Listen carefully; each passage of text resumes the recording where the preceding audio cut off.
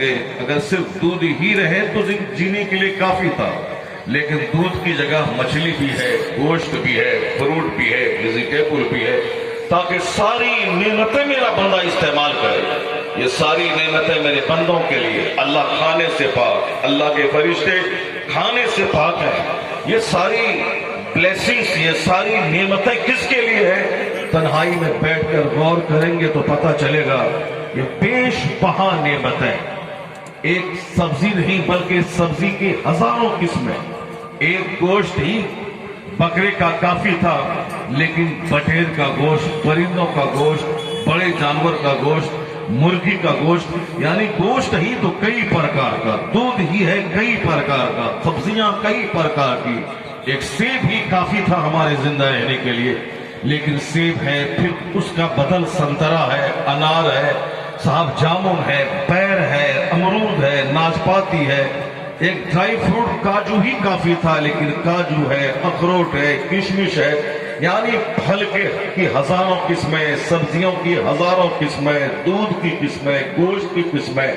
بندہ ایک چیز نہیں بلکہ اسے بدل بدل کر چاہیے تو اللہ نے ساری نعمتیں ہمارے لیے دی، تاکہ میرے بندے یہ ساری نعمتیں تمہارے لیے جو جی میں آئے کھا، کبھی مرغی کھا، کبھی بکرا کھا، کبھی مٹن کھاؤ، کبھی بیف کھاؤ، کبھی چکن کھاؤ، کبھی بکری کا دودھ، کبھی اونٹ کا دودھ، کبھی گائے کا دودھ، کبھی بھینس کا دودھ، کبھی ماں کی گود میں ماں کے پستان کا دودھ۔ یہ ساری نعمتیں تمہارے لیے، تمہارا صرف ایک کام ہے کہ تمہاری پیشانی درخت کے سامنے ذلیل نہ ہونے پائے، تمہاری پیشانی کسی جانور چھچھندر کے سامنے ذلیل نہ ہونے پائے، تمہاری پیشانی کسی پتھر، کسی دیوار کے سامنے رسوا نہ ہونے پائے۔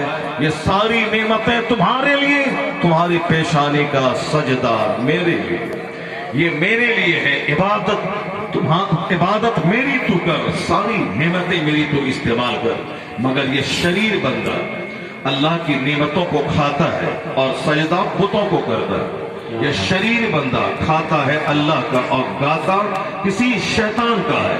یہ اللہ کی زمین پہ چلتا ہے، اس زمین کو پاپ سے بھر دیا۔ سمندر کا کنارہ جو اللہ کی قدرت کو یاد کرنے کا ذریعہ تھا، لیکن اسی سمندر کے کنارے کو لوگوں نے زنا سے بھر دیا۔ گارڈن اور پارک یہ اللہ کی رحمتوں کے جاننے کا ذریعہ تھا۔ الہی جب دنیا کا جو گلاب، دنیا کی چمیلی، دنیا کا بیلا، اتنا حسین باغ، ایسا خوبصورت باغ جو دل کو لطف اندوز کر دے، جب دنیا کا یہ باغ ایسا ہے تو الہی وہ جنت جس کے نیچے نہریں جاری ہے، اس کے باغ کی عظمت کا اندازہ کون لگا سکتا۔ یہ گارڈن اسی لیے تھا تاکہ میں گارڈن جاؤں جنت یاد آ جائے، لیکن ہم نے اس گارڈن میں زنا اور شراب کر کے اس دنیا کی لذتوں کو میں نے خراب کرنے کی کوشش کی۔ ہل اسٹیشن اپریل اور مئی میں نیچے والا حصہ بدن جہاں جلتا ہو، بازو میں دارجلنگ ہے، نیچے اپریل میں بدن جلتا ہے، لیکن اوپر میں ایک کمبل اوڑھنا پڑتا ہے۔ بس تھوڑی سی دوری پہ اتنا بڑا فرق موسم کا، نیچے بدن جلے، اوپر کمبل اوڑھ کے سونا پڑے، وہاں سردی کا اور خنکی کا احساس ہو۔ بازو میں چنئی ہے، مدراس جہاں بدن جلتا ہے، اسی کے بازو میں بنگلور ہے جہاں اپریل اور مئی کے مہینے میں بھی کمبل اوڑھ کے سونا پڑتا ہے۔ اتنا بڑا فرق چند 100 کلومیٹر کی دوری پر۔ بازو میں ہریانہ پنجاب ہے جہاں بدن جلتا ہو، اسی پنجاب کے بازو میں جموں کشمیر ہے جہاں اپریل اور مئی میں بھی برفیلے پانی سے وضو کرتے ہوئے ٹھنڈک کا احساس ہوتا ہو۔ یہ جگہ جگہ کا فرق، یہ وقت وقت پہ موسم کی تبدیلی اسی لیے تھا تاکہ جب آدمی کو گرمی کے دن میں دارجلنگ پہاڑ پہ جب سردی کا احساس ہو تو اللہ رب العزت کا سجدہ پڑھا دے، اللہ کی نعمتوں کا اعتراف بڑھا دے، اللہ رب العزت کی اس قدرت کو یاد کر کے عبادت کا شوق جوان ہو جائے۔ یعنی جہاں نعمتیں زیادہ ہوں وہاں عبادت زیادہ ہو۔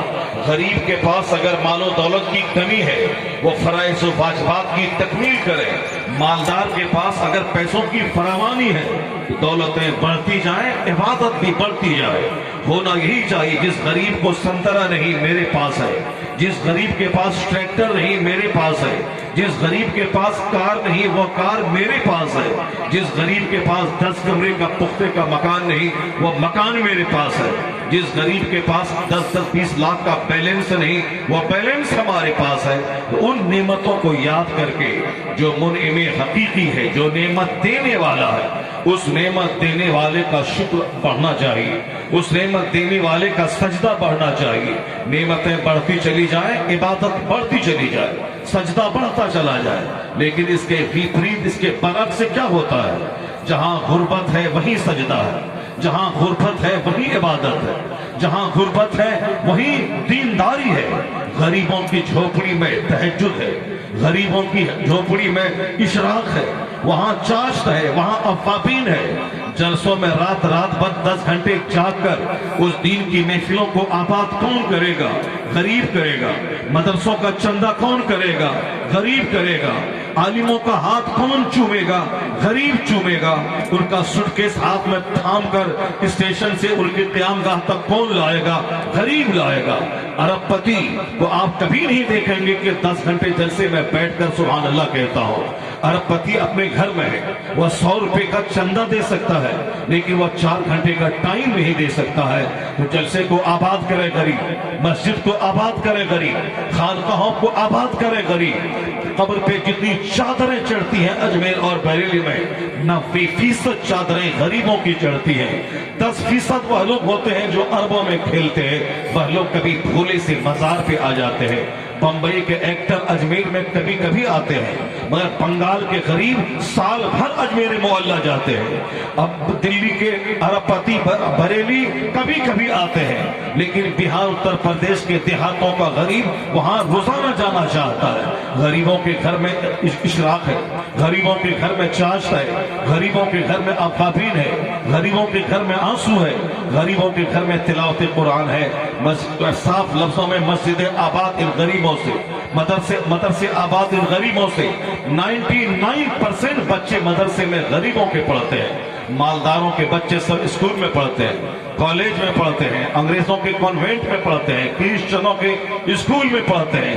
صرف 1% غریب بچہ ہے جو مدرسے میں پڑھتا ہے، اور وہ بھی غریبوں کے بچے پڑھتے ہیں۔ جس دن تھوڑا سا مال اس غریب کو آ گیا، اب ان کے بچے مدرسہ نہیں جائیں گے، اب ان کے بچے سیدھے اس شہر کے پوش اسکول کا رخ کرتے ہیں، جہاں 1 لاکھ روپے ڈونیشن دے کر، جہاں ہر مہینے 10 ہزار روپے فیس دے کر بچوں کو پڑھایا جاتا ہے۔ جب تک وہ غریب ہے تب تک وہ مدرسہ جا رہا ہے، پیدل جا رہا ہے، قرآن پاک پڑھ رہا ہے۔ جیسے پیسے آ گئے، اب کرسچنوں کے موڈیفائڈ بائبل کو پڑھنے کے لیے ان کے اسکول کا رخ ہوتا ہے۔ مدرسہ آباد ہے ان غریبوں سے، اسٹیج آباد ہے غریب علماء سے۔